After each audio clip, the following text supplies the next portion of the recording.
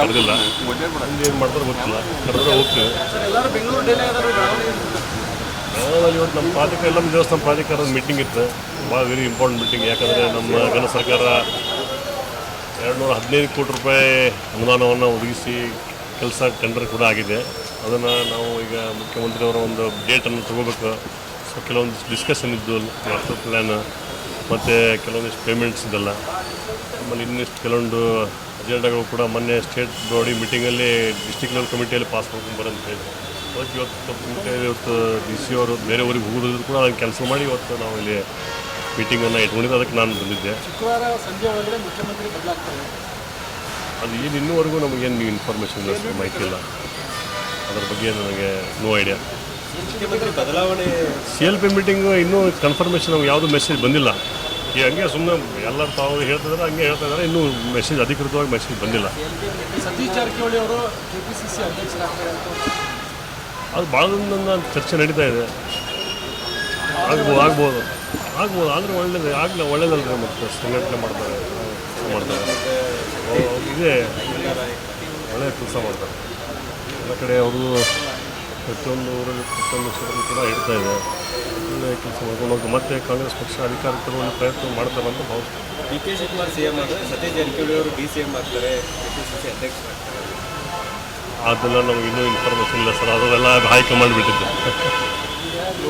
30 ಜಿಲ್ಲೆಗಳ ಶಾಸಕರು ಒಬ್ಬರು ಸರ್, ಎಲ್ಲರೂ ಲಾಬಿ ಮಾಡಕತ್ತಾರೆ ಕೆಲವರು. ನಾವು ಯಾವುದು ಲಾಬಿ ಇಲ್ಲ. We are very satisfied by this profession. ಇದರಲ್ಲಿ ಇರ್ತೀವಿ ಸಾಕಿ. ಸಿದ್ದರಾಮಯ್ಯ CM ಒಳ್ಳೆ ಕೆಲಸ ಮಾಡಿದ್ದಾರೆ. ಎಲ್ಲ ಈಗ ನಮಗೆ ಎಲ್ಲ ಮಂತ್ರಿಗಳು ಕೂಡ ಅನೇಕ ಅನುದಾನ ಕೊಟ್ಟಿದ್ದಾರೆ. ನಾಯಕರನ್ನ ಕೆಳಗೆ ಕಾಂಗ್ರೆಸ್ ಅದೆಲ್ಲ ಹೈಕಮಾಂಡ್ ಬಿಟ್ಟಿದೆ ಸರ್. ಅದು ನಮಗೇನು ಐಡಿಯಾ ಇರಲ್ಲ. ಯಾಕಂದರೆ ಇದರಲ್ಲಿ ಅಲ್ಲ, ಯಾಕಂದರೆ ಅವ್ರದ್ದೇ ಆದಂಥ ಒಂದು ಅವ್ರದ್ದೇ ಆದ ಜನ ಬೆಂಬಲ ಐತಿ. ಇಲ್ಲ ಅಂತ ಯಾರು ಹೇಳಿದ್ದಾರೆ. ಮತ್ತೀಗ ಎಲ್ಲರೂ ಇವಾಗ ನಮ್ಮ ಮುಖ್ಯಮಂತ್ರಿಗಳು, ಉಪಮುಖ್ಯಮಂತ್ರಿಗಳು, ನಮ್ಮ ಜಿಲ್ಲಾ ಮಂತ್ರಿಗಳು ಎಲ್ಲರೂ ಸೇರಿ ಇವತ್ತು ಇಡೀ ರಾಜ್ಯಾದ್ಯಂತ ಪ್ರಯತ್ನ ಮಾಡಿದಾಗ ಬಂದಿದೆ. ಇದೆಲ್ಲ ವಾಟೆವರ್ ಏನಾದ್ರು ಡಿಸಿಷನ್ ತಗೋಬೇಕು, it's up to high command. Sir, Bengaluru ಇವತ್ತಿಲ್ಲ, ನಾಳೆ ನೋಡ್ಬೇಕು. ನನಗೆ ಮೆಸೇಜ್ ಬಂದಿಲ್ಲ, ಬಂದರೆ ಹೋಗ್ತೀನಿ. ಇಲ್ಲಾಂದರೆ ಇವರು ಕೆಲಸ ಇದೆ. ಪ್ರತ್ಯೇಕವಾಗಿ ಸಭೆ ಮಾಡ್ತಾ ಇದ್ದಾರೆ.